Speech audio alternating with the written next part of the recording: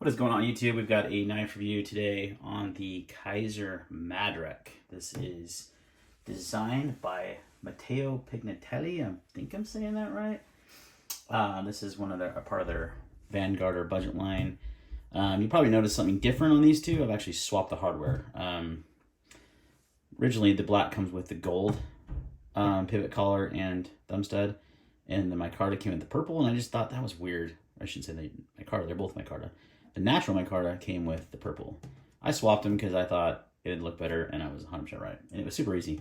The thumb studs are just T6. They come off really easily, and these pivot collars just come right out when you remove the pivot. And because it's the clutch lock system, you can just remove the scale. You don't take the whole knife apart or anything crazy. Actually, you don't even need to remove the scale on this. My bad. You literally just need to take the pivot off, and then pivot collar comes out. So there's really zero disassembly required to do so. And they're a relatively cheap knife at 65 bucks.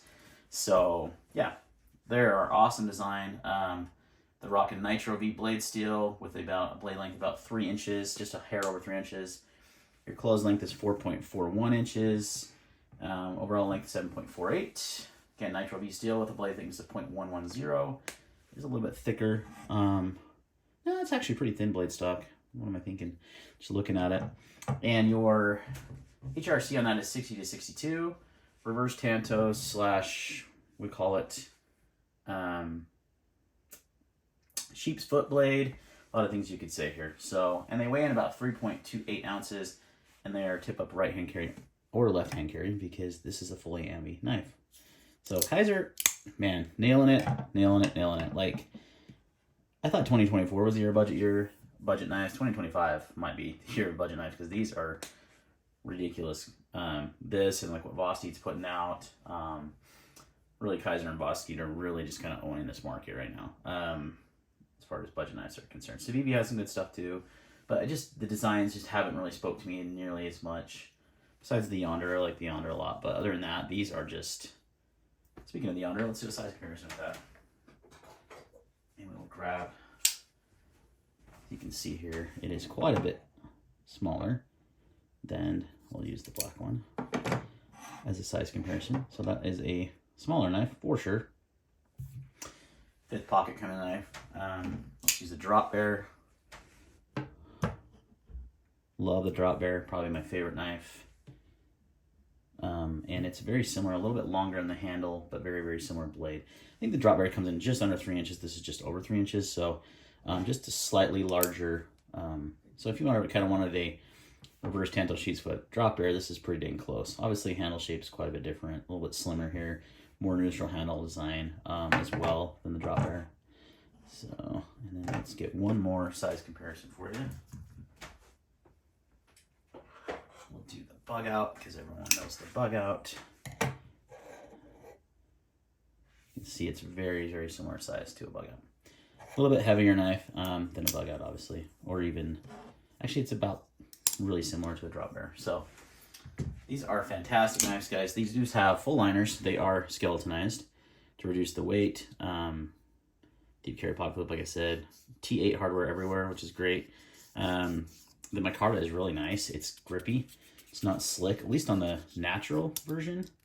The natural version I'm having a little bit of a lock stick, which is the first time I've ever encountered that with the Kizer clutch lock. As you can see there, a little bit of lock stick. This one has been ultra smooth, no problems whatsoever. So, but that's the first time I've ever actually seen that with Kizer's clutch lock. It's not like Benchmade where you have it on almost every knife and you pay 4 times the price. Yeah, excellent folder. So, really been digging these. I've been carrying both of these just at different occasions, just based on the color that I was going after. I just love how you can swap the materials over, or the hardware. I just wish companies like this would make this hardware available so you didn't have to buy 2 knives. Like, make the thumb stud and the collar available. And actually, Kizer does have thumb studs for sale on their website. I think it's for the drop bear, though. I don't know if they're the same.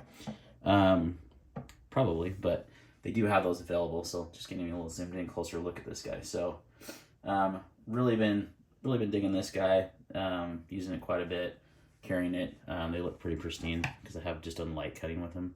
I do like the satin blade a lot because these are flat ground, by the way, in case you're wondering.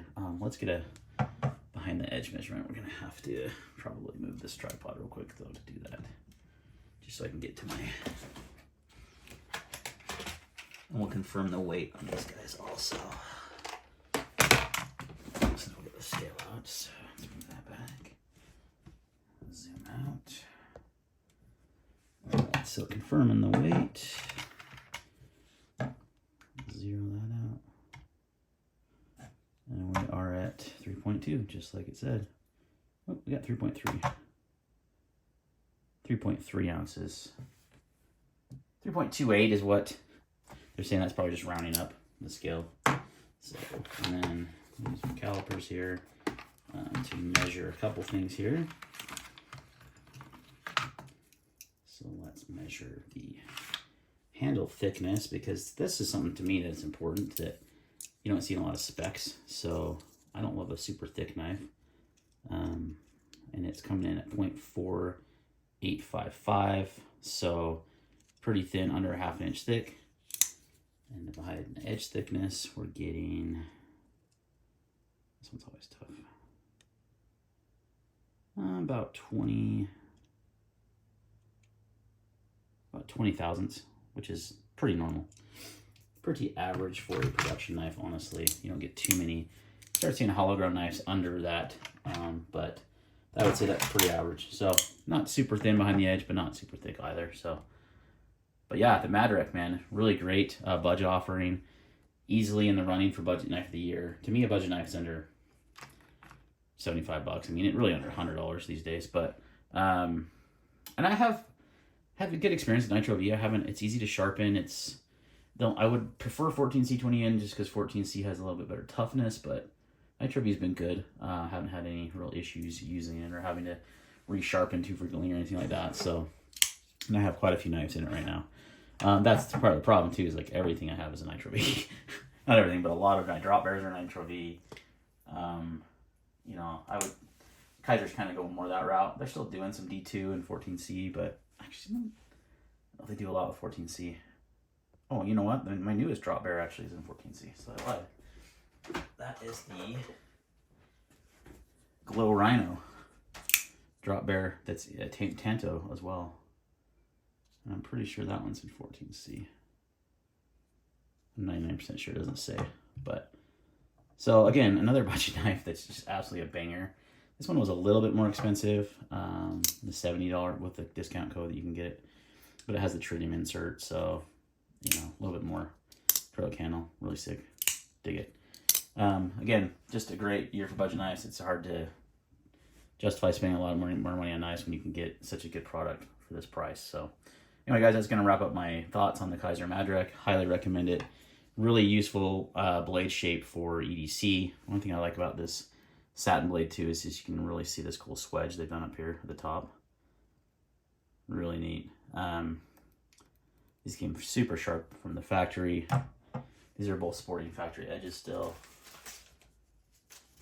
Let's see if I have paper around here somewhere that I can use. Just kidding.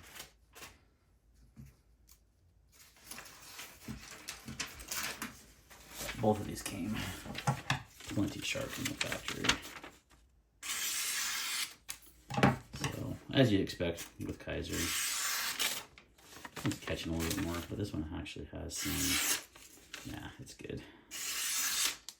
They're both solid. So, super, you know, obviously, same adjustable clutch lock action that you're used to. I have these, I think, on the highest setting. I did like a little bit firmer D10 on mine, just so I don't want it shaking open or anything like that. But yeah, I've been very impressed with the Madrac, guys. This is easily a budget knife of the year contender for 2025.